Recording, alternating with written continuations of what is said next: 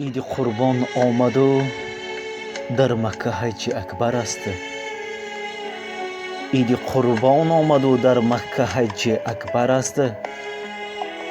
دوستان را تبریک نمودن سنتی پیغمبر است.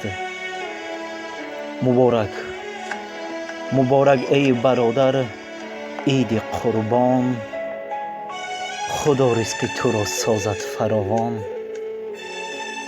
بر پیکر عالم وجود جان آمد، صد شکر خدا که امتحان به پایان آمد.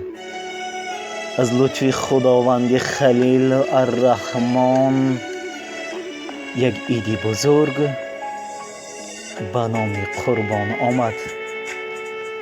برایتان خوشی های روزگار، دسترخوانی پر از ناز و نعمت و فیض و برکت را تمنا دارم. عید قربان آمد و در مکه حج اکبر است. دوستان را تبریک نمودن این سنتی پیغمبر است.